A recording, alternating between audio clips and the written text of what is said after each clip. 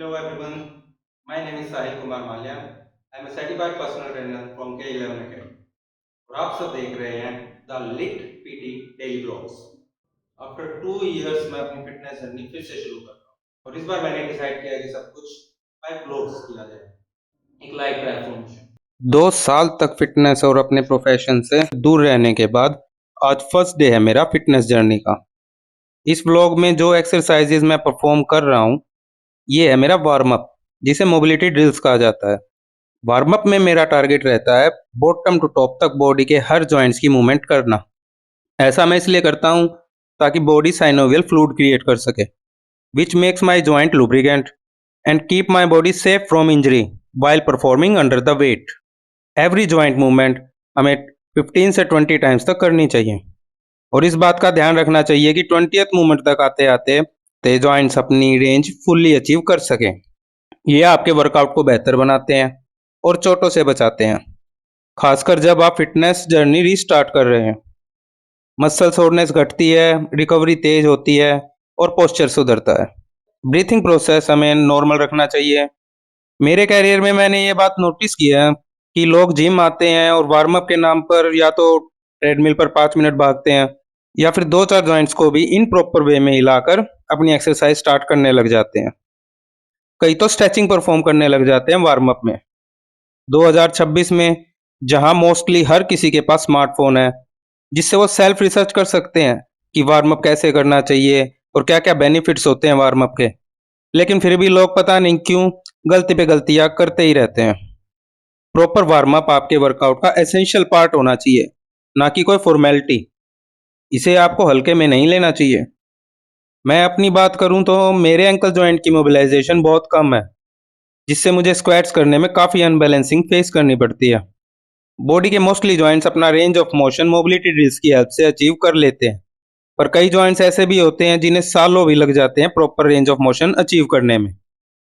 मैंने K11 academy से एक बात सीखी है कि ये wrap doesn't count if range of motion is not complete. So मेरी मानो तो मोबिलिटी ड्रिल्स को as a warm up add कर लीजिए और अपनी फिटनेस जर्नी को और बेहतर बनाइए। हम जिस भी जॉइंट की मूवमेंट करते हैं तो उससे अटैच मसल भी अपनी रेंज ऑफ मोशन कंप्लीट करती है। डेली रात को जब हम सोते हैं तो अगली सुबह हमें हमारी मसल और जॉइंट्स में टाइटनेस फील होती है because of our sleeping posture. तो इस वार्म अप से आप अपने जॉइंट्स और उनसे जुड़ी मसल को अपनी बेस्ट परफॉर्मेंस के लिए प्रिपेयर कर सकते हैं। मैंने पर्सनल ट्रेनिंग कोर्स 2018 में किया था। उस टाइम पर्सनल ट्रेनिंग कोर्सेज में प्रैक्टिकल नॉलेज कम और थ्योरेटिकल नॉलेज ज़्यादा देते थे। जैसे एस का कोर्स होता था, उस टाइम उस कोर्स को आप बस किताब पढ़कर ही कंप्लीट कर सकते थे।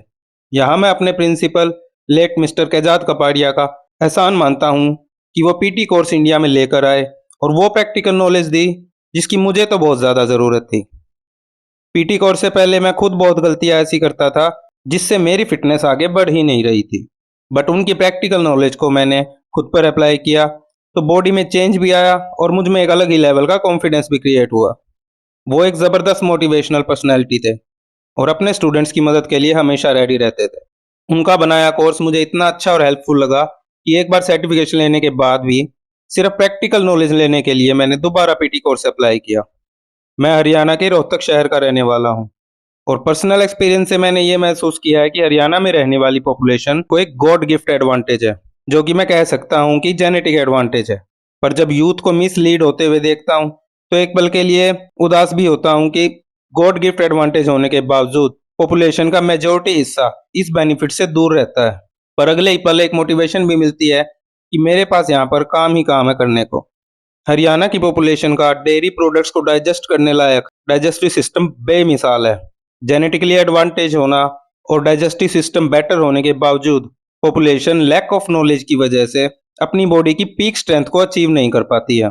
पर परिवर्तन संसार का नियम है। पिछली जनरेशन के पास जो नॉलेज नहीं थी वो आने वाली जनरेशन को बाय बर्थ मिल रही है। बदलाव तो होगा और एज ए सिटीजन ये हमारी जिम्मेदारी बनती है कि नेक्स्ट जनरेशन को हम मिसलीड होने से बचाएं और उन्हें राइट और हेल्पफुल नॉलेज पास ऑन करें। अपने व्लॉग्स के थ्रू अगर मैं किसी एक को भी सही रास्ता दिखा पाता हूँ तो इसे मैं अपनी जिम्मेदारी निभाना मान सकता हूँ। सो वार्म अप में मोबिलिटी ड्रिल्स को ज़रूर परफॉर्म कीजिएगा, इससे आपको 100% प्रॉफिट मिलेगा। तो इस व्लॉग को यहीं एंड करते हुए आप सभी को राम राम देता हूं और उम्मीद करता हूं कि आपको मेरा पहला व्लॉग पसंद आया हो।